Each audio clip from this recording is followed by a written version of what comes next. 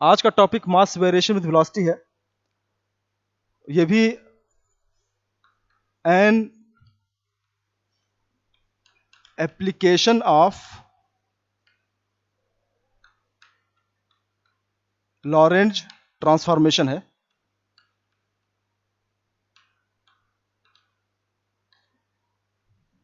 तो इसको समझने से पहले कुछ चीजें जान लें। पहले मास के बारे में। अगर आपने न्यूटन सेकेंड लॉ पढ़ा होगा, न्यूटन सेकेंड लॉ, हालांकि सभी ने पढ़ा होगा Newton second law. Newton second law ये कहता है कि the rate of change of momentum is equal to force. यानी कि किसी ऑब्जेक्ट पर अगर हम फोर्स लगाएंगे तो उसके मोमेंटम में बदलाव होगा, चेंजेस आएंगे टाइम के हिसाब से। और इसको और इलोबरेट करते हैं। मोमेंटम यानी P is equal to, where P is equal to M V. M is mass और V इज वेलोसिटी। इसको हम यहां रखें इस फॉर्मूले में।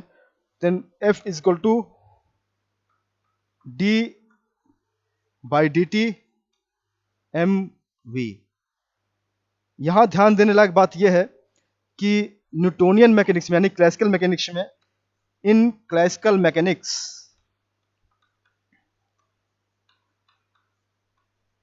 Mechanics mass is always constant. यानी कि किसी भी दशा में मास में कोई परिवर्तन, द्रव्यमान में मास में कोई परिवर्तन नहीं होता है। यानी कि m is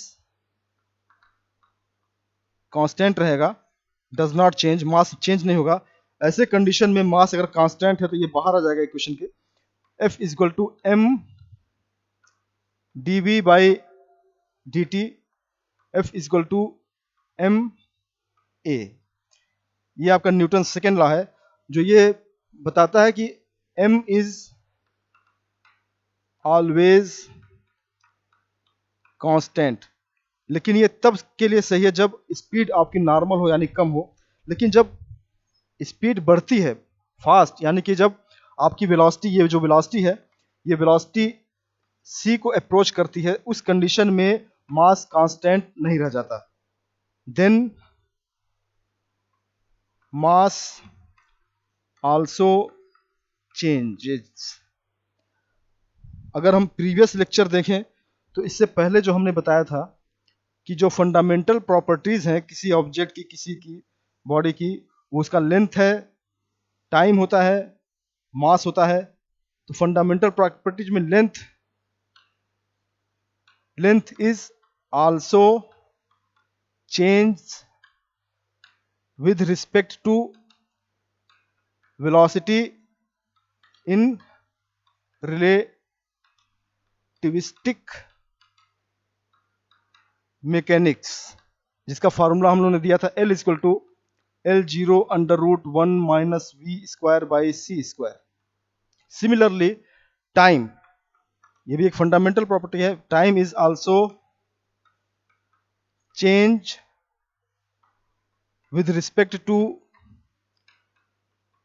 velocity in relativistic mechanics. Time is equal to दिया था del T0 by under root 1 minus we square by C square. But obvious है कि मास, जो ये भी एक फंडामेंटल प्रॉपर्टी है, should also be change with respect to velocity. अब ये यहां क्या फार्मूला होगा, इसी फार्मूले को हमको डिराइव करना है। यहां पर मास वेरिएशन का क्या फार्मूला होगा, इसी को हमें डिराइव करना है कि मास वेलोसिटी के साथ कैसे चेंज होता है। यानी कि मास चेंजेस विद वेलोसिटी। हमें इसी के फार्मूले को डिराइव करना है जिसका नाम मास वेरिएशन विद वेलोसिटी है। तो इसको करने के लिए जिन कॉन्सेप्ट की जरूरत पड़ेगी वो हम बता रहे हैं आपको। तो पहले डेफिनेशन देख लें इसकी। When a body of mass m0 moves with very high speed v approaches to c, then its mass increases by a factor of 1 by under root 1 minus v square by C square. यानी कि अगर किसी object का मास m0 है और इस velocity से move कर रहा है तो उसका मास इंक्रीज कर जाएगा और जो मास आएगा वो m equal to m0 by under root 1 minus we square by C square. ये मास वेरिएशन फार्मूला है जहां पर m0 यह आपका रेस्ट मास है। रेस्ट मास का मतलब जब आपकी ऑब्जेक्ट, आपकी बॉडी रुकी हुई हो किसी फ्रेम में, रेस्ट मास, और m रिलेटिविस्टिक मास जो ऑब्जर्व किया जाता है, रिलेटिविस्टिक मास। तो ये फार्मूला है जो मास वेरिएशन का फार्मूला है, इसे हमें डिराइव करना है। मास किस तरीके से वेलोसिटी के साथ चेंज करता है। तो इसको करने के लिए हमें जो कॉन्सेप्ट चाहिए उसका नाम है law of conservation of momentum. इसी कॉन्सेप्ट के जरिए हम इस फार्मूले को डिराइव करेंगे। आइए देखते हैं।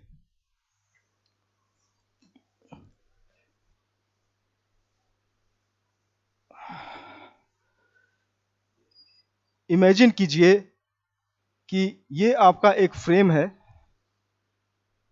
एस डैश जो कि मूव कर रहा है v वेलोसिटी से,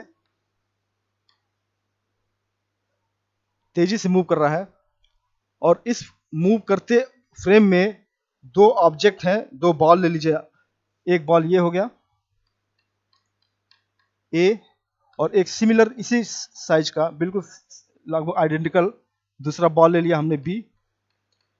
ये बॉल इसकी तरफ आ रहा है u डैश वेलोसिटी के साथ, और ये बॉल इसकी तरफ अप्रोच कर रहा है माइनस u डैश वेलोसिटी के साथ। यानी कि दोनों बॉल एक दूसरे की तरफ अप्रोच कर रहे हैं। तो इसको इस तरह लिख सकते हैं A and B are two identical balls with mass m1 and m2। यानी कि इसका मास हमने m1 मान लिया और इसका मास m2 मान लिया।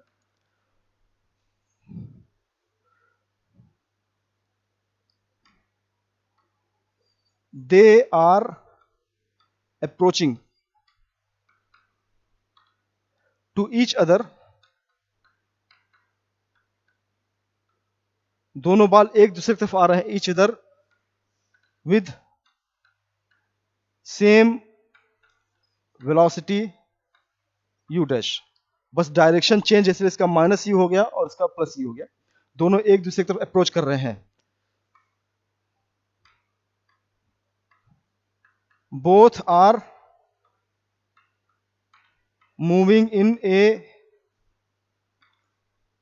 फ्रेम एस डैश जो कि v वेलोसिटी से मूव कर रहा है। अब अगर हम इन दोनों को, जो दोनों बॉल मूव कर रहे हैं, इनको हम किसी ऐसे फ्रेम से देखें जो रेस्ट में हो। मान लीजिए ये हमारा दूसरा फ्रेम है, ये फ्रेम है रेस्ट, रुका हुआ है। यहां से हम देखें तो हमको इनकी वेलोसिटी क्या नजर आएगी। आप इसको इस तरह सिचुएशन समझिए कि अगर आप मान लीजिए ट्रेन में हो, एक ट्रेन चल रही है आपकी, एक ट्रेन चल रही है और इस ट्रेन में दो बॉल एक इधर से आ रही है। ये ट्रेन आपकी v वेलोसिटी चल रही है, ट्रेन की वेलोसिटी भी है। एक बॉल इधर से आ रही है और एक बॉल इधर से आ रही है, A1 AB दोनों बॉल्स हैं। और हम यहाँ प्लेटफॉर्म पे खड़े होकर अगर बॉल को देखें तो हमको इसकी वेलोसिटी क्या नजर आएगी। तो इसी को हमें चेक करना है।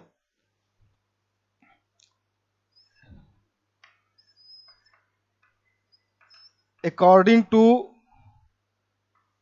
Frame S. अगर हम एस से देखें यहां से तो हमको इसकी वेलोसिटी क्या नजर आएगी? The velocity appeared for ball A, जो नजर आएगी वो u1 is equal to u dash plus V upon 1 plus u dash we by C square. ये कहां से आया? ये वेलोसिटी एडिशन फार्मूला जो इससे पहले बताया गया था वहां से आया कि दो वेलोसिटी को कैसे हम ऐड करते हैं, एक वेलोसिटी ये और दूसरी वेलोसिटी ये। Velocity addition formula. Similarly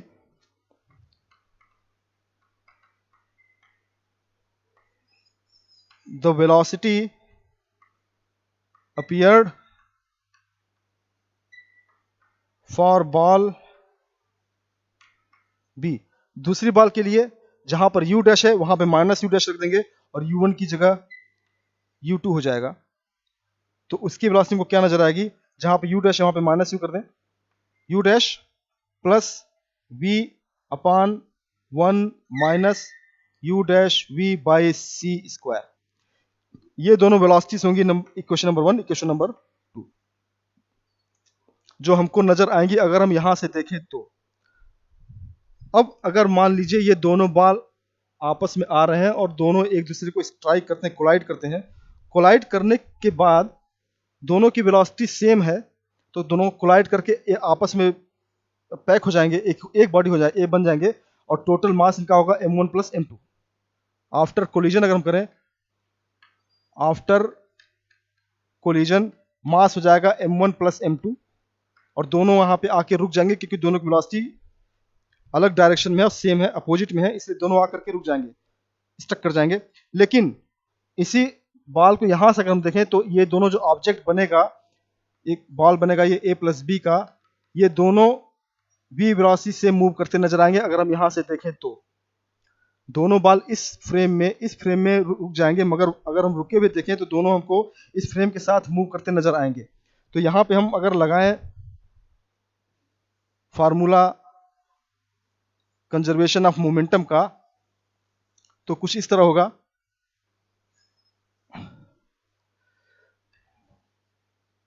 after strike the ball comes to rest in frame S dash, but they appear to move with velocity S dash as viewed from rest frame S। तो अगर हम apply करें यहां पे mass law of conservation of momentum का, then applying law of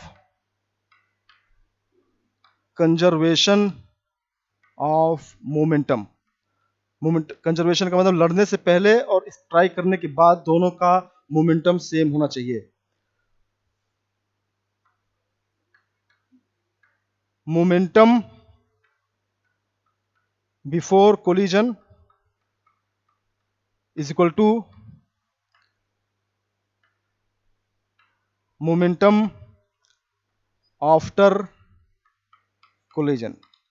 दोनों condition में momentum same होना चाहिए। तो अब ये देखते हैं कि पहले क्या था और अब बाद में क्या हुआ लड़ने से पहले। दोनों बॉल लड़ने से पहले m1 momentum m1 u1 plus m2 u2 दोनों अलग थे। लड़ने के बाद दोनों एक दूसरे के साथ अटैच हो जाते हैं m1 प्लस m2, लेकिन उनकी वेलोसिटी जो नजर आती है वो v नजर आती है। तो ये आपका मास वेरिएशन लॉ ऑफ कंजर्वेशन लगेगा यहाँ पे। अब इस जगह पे जो हमने अभी इक्वेशन नंबर 1 लिया था, यहाँ पे वैल्यू रख देंगे u1 की u dash plus v upon 1 plus u dash v by C square plus m2 minus u dash plus v upon 1 minus u dash v by C square. ये value रख दिया इक्वेशन नंबर 1 और 2 से, is equal to m1 plus m2 v। यहां पर m1 है और यहां पर m1 है, हम m1 को एक साइड में ले रहे हैं और m2 को दूसरे साइड में। तो m1 यहां लिखा हमने m1, यहां बचा u dash plus v upon 1 plus u dash v by C square, और ये m1 इधर आ जाएगा तो माइनस v हो जाएगा। ठीक उसी तरीके से ये m2 वाला पोर्शन उसे ले जाएंगे, तो यहाँ पे हमने m2 लिखा, v पहले से था, और ये पोर्शन उधर जाएगा माइनस के साथ, minus u dash plus v by 1 minus u dash v by C square. ये इक्वेशन हुआ। इसको और थोड़ा सॉल्व करें।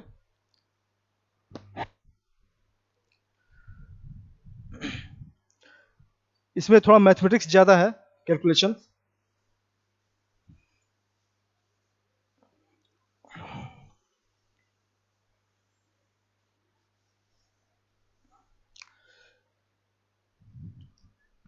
m1 1 plus u dash v by C square common ले लिया, u dash plus v minus v 1 plus u dash v by C square, इसका LCM हो गया। ठीक उसी तरीके से इधर हो जाएंगे, m2 v 1 minus u dash v by C square minus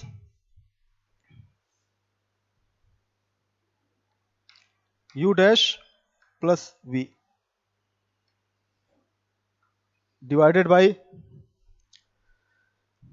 1 minus u dash v by C square. इसको सॉल्व करें, u dash plus v minus v minus u dash v by C square, यहाँ आएगा, denominator same रहेगा, 1 plus u dash v by C square. Similarly m2, इसको break कर दें, v minus u dash v by C square minus minus plus u dash minus v by under root 1 minus u dash v by C square. ये आया। यहां से ये दोनों cancel हो जाएगा, v ऊपर बचा m1 u dash minus u dash v by C square divided by 1 plus u dash v by C square, and m2 is equal to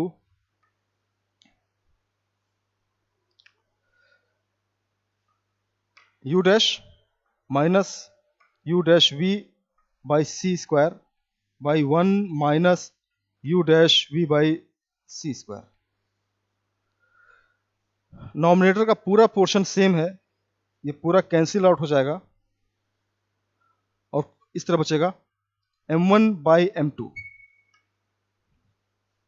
नीचे आ जाएगा, ये ऊपर चला जाएगा, is equal to 1 plus u dash v by C square divided by 1 minus u dash v by C square. ये equation मिला, तीसरा equation. अब हमको इसकी और इसकी वैल्यू पता करनी कि ये कितना होगा।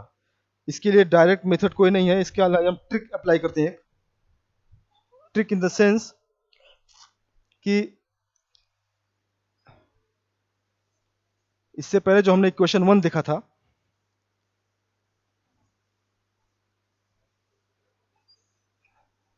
इक्वेशन 3 को हम कॉर्नर पे लिख दे रहे हैं यहाँ पे।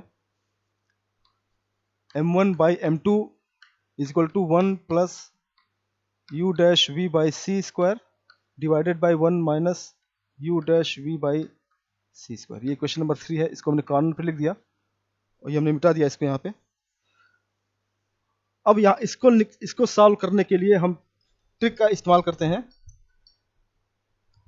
Question 1, u1 is equal to u dash plus v by 1 plus u dash v by C square, ये था। इसको हमने होल स्क्वायर कर दिया, squaring both side, whole square कर दिया। तो u1 square is equal to u dash plus v whole square by 1 plus u dash v by C square का होल स्क्वायर, ये कर दिया। अब इसमें हमने सी स्क्वायर से डिवाइड कर दिया, ये ट्रिक बेसिस पे है। Dividing by C square both side, c square से डिवाइड कर दिया तो u1 square by C square is equal to 1 by C square u dash plus v whole square by 1 plus u dash v by C square whole square. अब इसमें इसको हमने एक से सब्ट्रैक्ट कर दिया, सब्ट्रैक्टिंग फ्रॉम 1 बोथ साइड, यानी कि 1 minus u1 square by C square is equal to 1 minus 1 by C square u dash plus v whole square upon 1 plus u dash v by C square whole square. इतना किया, इसको simple करते हैं थोड़ा और simple करते हैं। 1 minus u1 square by C square is equal to, LCM ले लेंगे,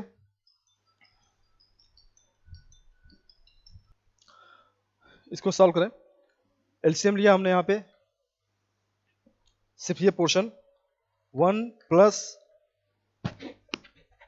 u dash v by C square का होल स्क्वायर, ये एलसीएम ले लिया यहाँ पर, तो बचेगा 1 plus u dash v by C square whole square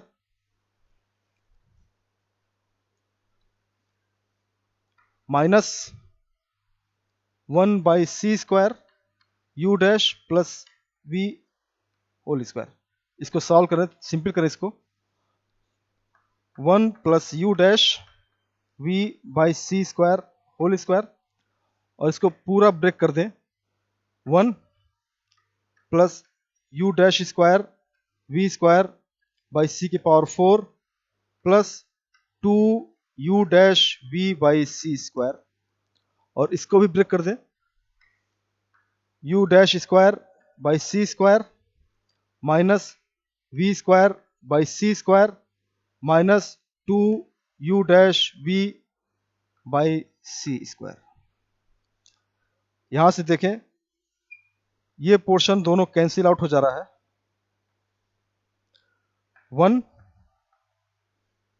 1 minus v square by C square एक साथ ले लिया,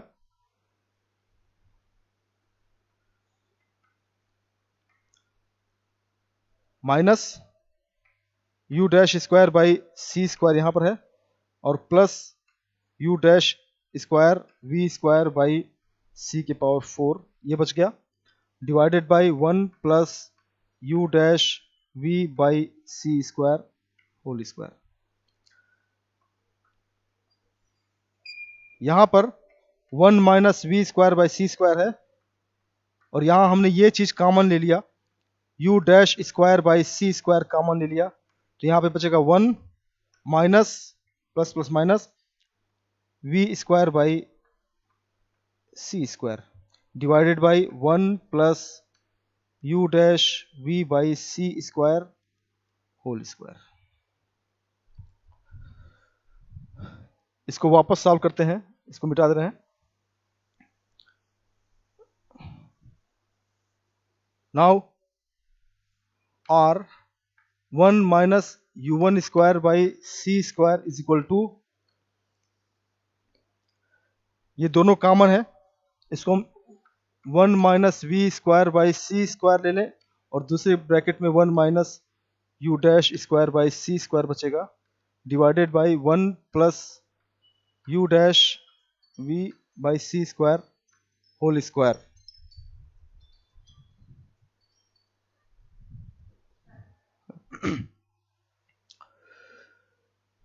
और इसको हम चेंज कर दें, 1 plus u dash we by C square whole square is equal to 1 minus we square by C square, 1 minus u dash square by C square divided by 1 minus u1 square by C square. और 1 plus u dash we by C square is equal to होगा, under root ले लेंगे इसका, तो ये हो जाएगा पूरा under root 1 minus we square by C square, 1 minus u dash square by C square by 1 minus u1 square by C square. ये इक्वेशन नंबर 4 हो गया। हमने इसको स्टार्ट किया था इक्वेशन नंबर 1 का स्क्वायर करके। सिमिलरली अगर हम इक्वेशन नंबर 2 को स्क्वायर करें तब क्या आएगा, सिमिलरली फ्रॉम इक्वेशन 2, यानी कि फॉर सेकेंड बॉल जो बी बॉल थी उसके लिए अगर हम करें तो सेम इक्वेशन ऐसे आएगा, बस चेंज करना ये होगा कि place minus u dash at u dash and u2 at u1। जहां पर u डैश है वहां पर माइनस u डैश कर देंगे और जहां पर u1 है वहां पे माइनस u2 कर देंगे, तो सेम इक्वेशन आएगा सेकेंड बॉल के लिए। तो ऐसी कंडीशन में चेंज कर देंगे इसको। अगर इक्वेशन नंबर 2 को आप स्क्वायर करें तब क्या आएगा, 1 minus u dash we by C square, जहां पर u डैश है वहां पर माइनस u डैश कर दीजिए, इसमें कोई चेंज नहीं आएगा। जहां पर u डैश है माइनस करेंगे, माइनस माइनस का प्लस हो जाएगा, 1 minus u dash square by C square, square में से कोई चेंज नहीं आएगा, अपॉन 1 माइनस जहां पर u है u1 है वहां पर u2 कर देंगे, u2 square by C square. Equation number 5।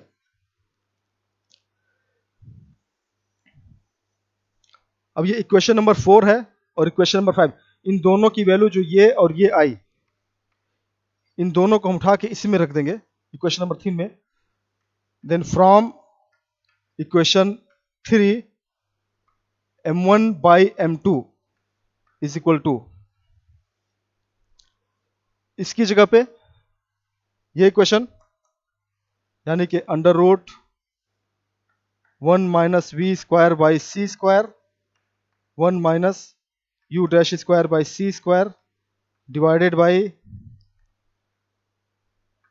1 minus u1 square by C square. और इसकी जगह पर ये इक्वेशन आएगा, under root 1 minus we square by C square, 1 minus u dash square by C square divided by 1 minus u2 square by C square. ये आया हमारा equation. इसमें नॉमिनेटर दोनों में सेम है तो दोनों कैंसिल आउट हो जाएंगे, ये पूरा पोर्शन कैंसिल हो जाएगा, ये इससे और इससे कैंसिल हो जाएगा। जो बचेगा वो m1 by m2 is equal to, ये पोर्शन ऊपर चला जाएगा, under root 1 minus u2 square by C square divided by 1 minus u1 square by C square. ये इक्वेशन बचा हमारे पास, फाइनल इक्वेशन। अब इसको थोड़ा इलेबोरेट करते हैं, चेंज करते हैं। इमेजिन हमने मान लिया इमेजिन द सेकेंड बॉल, जो कि सेकेंड बॉल है, सेकेंड बॉल यानी कि ball B is at rest, यानी कि जो सेकेंड बॉल थी उसको हम अगर रेस्ट पे मान लें, देन अगर रेस्ट का मतलब इसकी जो वेलोसिटी थी u/2 ये 0 हो जाएगी। एंड अगर रेस्ट में है तो इसका मास हमने m2 को हमने रेस्ट मास मान लिया, m0 मान लिया। उस कंडीशन में m1 by m0 is equal to 0 हो जाएगा ये रेस्ट मास में 1 by under root 1 minus u1 square by c square, या इसको सिंपल कर लें, m is equal to m0 by under root 1 minus u1 square by c square, और simply m1 is equal to m0 by under root 1 minus v square by c square. ये final formula निकला। This is mass variation with velocity. ये formula है हमारा मास variation of velocity का, जो ये prove करता है कि मास वेलोसिटी के साथ धीरे धीरे इंक्रीज करता जाएगा। अब इसकी कुछ हम कंडीशन देख लें, केसेस देख लें important.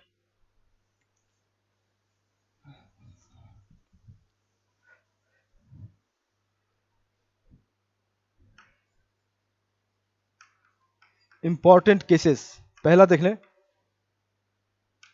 When v is very less, यानी कि v की वैल्यू वेलोसिटी अगर c से बहुत कम है, जैसा कि हम लोग के नॉर्मल लाइफ में होता है, उस कंडीशन में m is equal to m0 होगा, यानी कि मास में कोई चीज नहीं होगा, no any change in mass. Normally अगर वेलोसिटी बहुत कम है तो इस इक्वेशन का कोई मतलब नहीं रहता है, लेकिन अगर वेलोसिटी बढ़ती है, यानी कि when v approaches to c, imagine कीजिए कि v अगर c के बराबर हो जाए तो क्या होगा, देन मास जो होगा वो m0 बाई इन 0 हो जाएगा, यानी कि इनफाइनाइट, अनडिफाइंड हो जाएगा।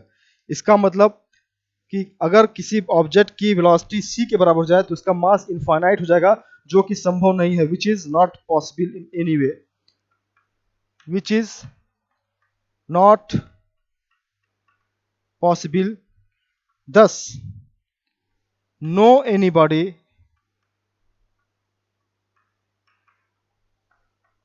can move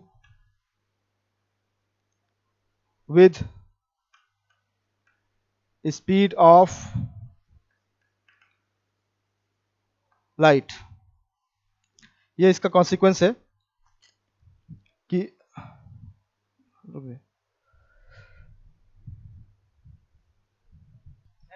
thanks.